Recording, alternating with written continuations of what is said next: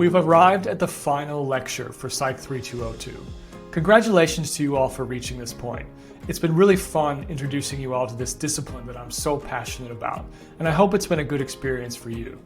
From the last 11 lectures, I'm hoping you all now have a pretty good idea of what IO psychology is as a discipline and how we leverage the evidence-based science of people at work to create happier, healthier, safer, and more effective workplaces. But if you want a refresher, follow the link and watch the first part of our introductory lecture again. Some of you might be feeling a sense of completion, thinking, well, that was a fun ride, but I'm ready to explore other things. And that's perfectly okay. This isn't for everyone, and it's important to pursue something that resonates with you. However, for those whose curiosity has been piqued, those who are wondering, what's next? How do I dive deeper? How can I turn IO psychology from a course to a career? This lecture is for you.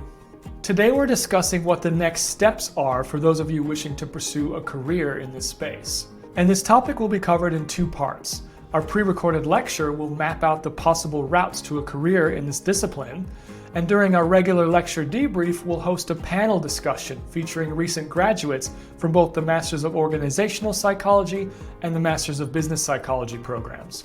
They'll share insights about their post-grad experiences, the career paths they've pursued, and the kinds of careers they've carved out. Within the Center for Business and Organizational Psychology at UQ, there are 3 pathways to a career in this space. The first is the Masters of Organizational Psychology. This program is for those drawn to the intersection of organizations and health, and with an interest in obtaining registration as a psychologist. Graduating from this program lets you register as a general psychologist, which paves the way for further endorsement as an organizational psychologist. This is a 2-year master's program that blends academic coursework, hands-on work placements under the guiding hand of an organizational psychologist, and research through a thesis component. Another pathway is the Masters of Business Psychology. This is tailored for individuals with a combined passion for organizations and business. For example, for those envisioning roles as consultants. This is also a 2-year program, but for those who have an honors degree in psychology, you can fast track it to 18 months. Although the Masters of Organizational Psychology and the Masters of Business Psychology have their differences, it's important to note that there's quite a lot of overlap between these 2 programs in terms of content.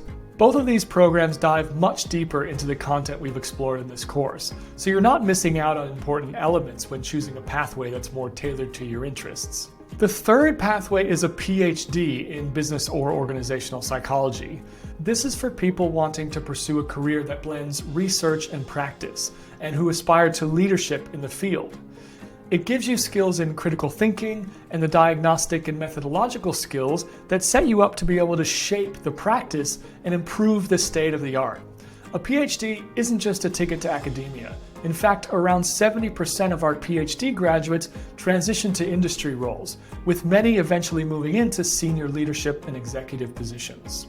And PhDs can be done in combination with either master's program. We have a lot of students who want to develop that research expertise, but also who want to do the practical training that comes with the master's programs. So they combine a Master's of Organizational Psychology or a Master's of Business Psychology with a PhD.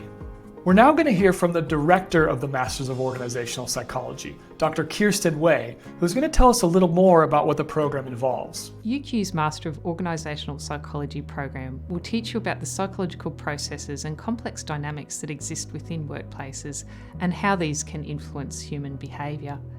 You will develop skills to drive behaviour change, foster employee well-being, and improve organisational effectiveness, helping individuals, teams and leaders to cope with the challenges of working life. We prepare you for practice as a psychologist, focusing on building skills in diagnosis, interpersonal communication, consultation and intervention planning in work settings. While you're at UQ, you'll develop knowledge and skills you can apply to help enhance psychological well-being, motivation and performance, and prevent psychological harm from work. You'll develop skills in effective personnel assessment methods, including cognitive ability, personality and behavioural assessments, designing and delivering training programs, managing organisational change processes, designing jobs and organisational structures, and developing teams and leaders. The degree provides training in the identification of psychological disorders, intervention planning, and professional practice skills that are required for work at the intersection of organisational and clinical psychology in the workplace. You'll develop your professional confidence through supervised clinical practice, supported through 1,000 hours of placements across multiple workplace settings. Our placement partners are highly skilled, and the range of options provides a supported, scaffolded environment for you to learn. Your placement journey is supported by our experienced placement manager and qualified and highly skilled organisational psychologists. We're ready to help you be job ready. The combination of our world-class academics, high-quality placement program and our expert team will ensure we set you up for success. I hope you all consider joining us. Hi, I'm Oscar Cooney. I'm a second-year Masters of Organisational Psychology student at the University of Queensland, and with me here today is Kirsten Way. She's the Program Director of the Organisational Psychology program, and we're going to be answering a few questions today. All right, looks like I've got the first question. What would a day in the life of an organisational psychologist graduate look like? First thing, I guess, is it's incredibly diverse. One of the things about organisational psychology is it's so varied in the kind of work people do, and it's out in the world. So clinical psychology might often be sitting in rooms with clients, whereas organisational psychology, you're sitting out in businesses with teams or leaders and helping them with organisational problems. And the diversity in things, it could be around, data analysis for organisational problems, human factors on submarines, or it could be around helping conflict resolution in teams, or it could be around helping mining companies better manage sexual harassment in their workplaces. So just so much variety, and using all the aspects of psychology that you learn: social psychology, cognitive psychology, interpersonal psychology, everything in a complex, dynamic way. So Oscar, you're studying the Master of Organisational Psychology here at UQ. Can you tell me why you chose this program and this future for yourself? Yeah, I think like a lot of people, I started doing psychology to sort of get a better understanding of human behaviour and motivation. And throughout my undergraduate degree, I began to realise that I was more interested in what really drives people and how I can help people achieve their goals. And that really led me to the Organisational Psychology program, because I think it really aligns with what I want to be actually working on and doing in practice, which is really helping people through an evidence-based lens, really help them achieve what they want to achieve and lead a fulfilling life. Next question. If you could give me one piece of advice that would set me apart as a job candidate, what would that be? So this is a bit of a hard one, because I find that our students don't usually have to compete out on the open job market to get jobs. Most of them have jobs by the time they're even halfway through their degrees. And I guess that's one of the reasons for that is that they are set apart from other potential job candidates, in that UQ really sets them up with connections with industry to be able to have those connections. At the moment, organisations are really looking for people with skills in helping deal with work-related mental health problems, because it's a really big issue for industry at the moment. There's a lot of industry pull for that.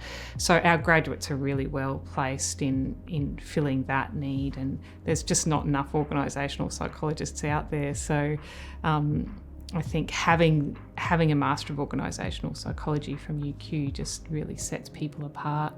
Would you say you've learnt about yourself since beginning your studies here with us at UQ?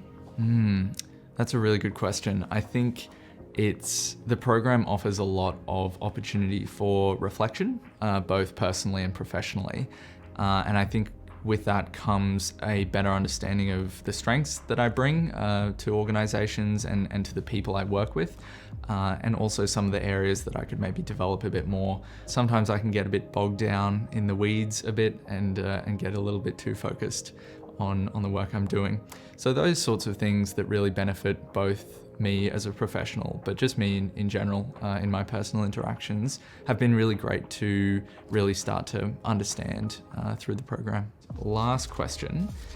UQ offers programs in organisational psychology and business psychology. What's the difference in these two degrees? The main difference is that the Master of Organisational Psychology is a professional pathway program towards registration as a psychologist, whereas the Master of Business Psychology isn't. So with that comes a whole heap of differences. So of course, because the program is about giving our students the competencies required to be registered as a psychologist, when they start in the program, they're provisionally registered, they're eligible for provisional registration as a psychologist, and throughout those 2 years, they have to meet a whole heap of competency requirements around that. It means they cover things that are the typical things that you would expect a psychologist to know in Australia around, diagnosis, treatment planning, and interpersonal micro skills with clients, as well as the broader domain-specific organisational psychology content that allows our graduates to be able to be sign up to the registrar program to become an endorsed organisational psychologist after they graduate. So that's a little bit more about the Masters of Organizational Psychology. Now I'll throw things over to Professor Andrew Neal, the Director of the Masters of Business Psychology, to tell you a bit more about that program. UQ's Master of Business Psychology will equip you to become a consultant specialising in the use of psychological science to improve the productivity, safety, effectiveness and well-being of people at work. The program's been designed in consultation with Big Four consultancy companies, with government and the not-for-profit sector.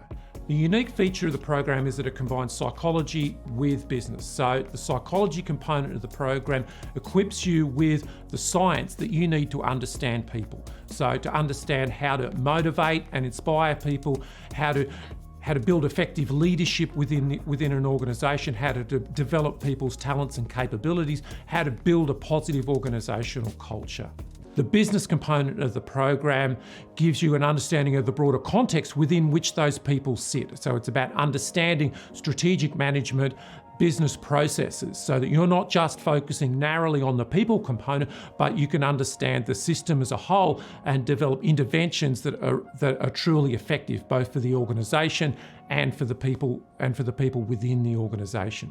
The graduates from our program are in demand from industry. Most of our graduates get jobs before they graduate. They work in a wide range of different sectors. So we have people working in Big Four consultancy companies, we have people working in small boutique companies, have people working in government and the not-for-profit sector, so across a wide range of different industries. If this is something that excites you and inspires you, then we'd love to have you come and join us. Hi everyone, my name's Ben Austin. I'm a current student of the UQ Master of Business Psych program. I'm here with the Director of the Business Psych program, Andrew Neal, and we're here to answer some questions. Cool, thank you. So Andrew, it looks like I've got the first question. What is it about UQ's approach which makes us among the most employable graduates globally? We've got one of the largest concentrations of expertise in business organisational psychology sort of anywhere in the world working in our program. Our academics are internationally recognised both for their research and importantly their practice as well. So all of the staff on the program do consultancy work in industry. People get to work with some of the leading experts in the field. The teaching is innovative, it's practical, it's problem focused. Most of it's done in intensive mode, working in groups on major projects. And the placements, we've got a really large network of placement providers, and people get to work in a wide range of different industries. Okay, so Ben, why did you choose to do the Master's Business Psychology at UQ? Yeah, it's a good one. So I came from a psych background personally. Realised relatively early into the piece that clinical psych wasn't really for me, went to explore other options, and this was something that really stood out for me in that I could apply psychological understanding, psychological principles, and just broadly human behavior into a non-clinical setting such as business. Andrew, digital technologies and artificial intelligence are transforming work as we know it. How does the Master of Business Psych program prepare graduates for a future in which work looks radically different? Artificial intelligence, digital technologies are having a radical impact on the way that work is done in organisations now, but a lot of the time those systems are not designed well. There's a high failure rate for advanced technologies across a wide range of areas, and that's because it's not designed for people. And so the Masters of Business Psychology gives you the skills, because it's based on the science of people at work, to understand how these systems can be designed more effectively. So you can work with software engineers and business analysts in order to design these systems to work for the person, and also to design the broader work processes and business systems around which, with which that sits. What do you think employers are looking for in our industry, and how has UQ equipped you with those skills? The program itself offers a very high degree of knowledge, and just the level of education in general is very, very good. And as well as our placement programs, which offer a variety of different experiences across industries and organisations. But I think something that was quite unique about this program itself that definitely has, could be viewed favourably upon by employers, is the unique combination of business and psychology. So obviously there's the Master of Organisational Psychology program, and then you have other more business focused degrees like an MBA or a Master of Business. And in many ways this business psych program kind of combines the two. So Andrew, UQ offers programs in both organisational psychology and business psychology. Could you speak to the differences between these two degrees? The two programs share about 70% in common in terms of sort of the core psychological coursework around sort of the science of people at work is common across the two programs, but what's different is what it's paired with. So the Masters of Organisational Psychology is designed to lead to registration as a psychologist, and so there's a whole lot of content in there that's around core capabilities that are required to meet registration requirements with the Psychology Board of Australia. Whereas the Master of Business Psychology, we don't teach that content, and instead what we do is you get to do courses in the business school. So it's areas like strategic management, finance, marketing, entrepreneurship, etc. And so we think those are really sort of the core skills that are really critical for a career in this area. So that's an overview of the two master's programs. Here's some more detailed information. The Masters of Organizational Psychology is a 2-year program. It's designed to meet requirements for generalist psychology registration. It combines specialist organizational psychology courses with generalist mental health psychology courses. The placements in this program are supervised by Psychology Board of Australia approved supervisors, and there's a diverse range of roles and organizations on offer. The fees in this course are a little lower than a standard master's course, since the tuition is subsidized by the Australian government. But there are additional one-off and ongoing costs involved in maintaining registration as a psychologist and pursuing endorsement as an organizational psychologist. After the master's program, a further 2 years of supervised practice are required to become an endorsed organizational psychologist. So the Masters of Organizational Psychology puts you on that path to becoming a registered and endorsed organizational psychologist. The Masters of Business Psychology is 18 months for those who have an honors degree in psychology. It's a 2-year program for those who have a 4-year degree in another field. This program doesn't put you on the path to registration and endorsement. Instead, it's been tailored to align with industry expectations. It combines organizational psychology courses with business courses. And the projects in the practical component are supervised by experts in a range of areas and industries. And there's a broader range of opportunities in the practical component of the Masters of Business Psychology compared to the Masters of Organizational Psychology. For this program, the standard master's level course fees apply, but because it's a shorter program for those with an honors level psychology degree, you're out in the workforce and earning more quickly. And because registration and endorsement aren't relevant, there's no requirement for Masters of Business Psychology graduates to undergo further supervision. What do these programs look like? There are 6 core courses that are shared between the Masters of Organizational Psychology and the Masters of Business Psychology, which all go into more detail on the topics that we introduced in this course.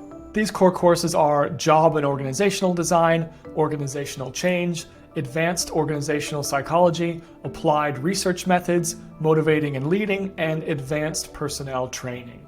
The Masters of Organizational Psychology students also take a few mental health related courses, and they do a dissertation as well. Aside from those shared courses, the Masters of Business Psychology students also take courses in business skills and strategic management. And both courses allow you to take several electives, and you get a few more electives in the Masters of Business Psychology, which allow you to integrate courses from the business school like finance, marketing, or employment relations. What type of placements are on offer? There's a large range of placements on offer, and our placement coordinators work together with students to place them somewhere where the students get the experience they're looking for. We've had students do placements at large companies like Horizon or Qantas, big consultancies like Hudson's or Chandler McLeod, smaller ones like Mappian or Left Field, not-for-profits like Uniting Care or the YMCA, or government agencies like the Australian Tax Office or Air Services Australia. And these are just a few examples. Who are you going to be learning from in these programs? Here's a quick rundown of the Center for Business and Organizational Psychology staff involved in these programs and their areas of expertise. Professor Alex Haslam's research looks into group and identity processes within organizational, social, and clinical contexts. His interest lies in leadership dynamics in organizations, especially how they pertain to stress, health, and the distinct leadership experiences of women compared to men. Professor Andrew Neal studies factors that boost the performance, safety, and effectiveness of individuals at work. His collaborations with air traffic controllers, firefighters, and military personnel help him understand how people manage demands in dynamic environments. Andrew's enthusiastic about ensuring workplace safety through impactful research. Associate Professor Stacy Parker is passionate about fostering employee well-being and performance. Her research sheds light on self-regulation techniques for stress and motivation, especially in high-performance settings. Her goal is to pioneer strategies for healthy yet productive work practices. Associate Professor Courtney Von Hippel delves into workplace diversity, stereotyping, and prejudice. She's interested in the triggers causing specific groups like women in male-dominated roles or older employees to feel typecast at work.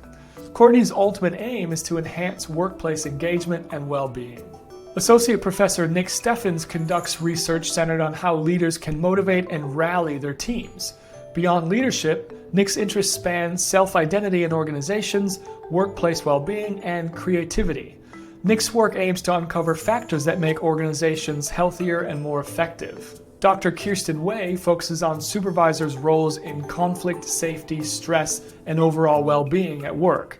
Her work builds an understanding of industry-level interventions for mental health and explores how workplace safety regulations can refine work design to promote mental well-being. And lastly, me, Dr. Tim Ballard. I'm interested in understanding the nuances of decision-making, motivation, fatigue, and stress, and how the dynamics of these processes play out over time to influence our performance and our mental health. My mission is to leverage this knowledge to design work environments that encourage happier, healthier, safer, and more effective work. So how do you get into these programs? When we select students for these programs, we're looking for 2 things. The first is a genuine motivation to pursue a career in business and organizational psychology, and an understanding of what such a career involves.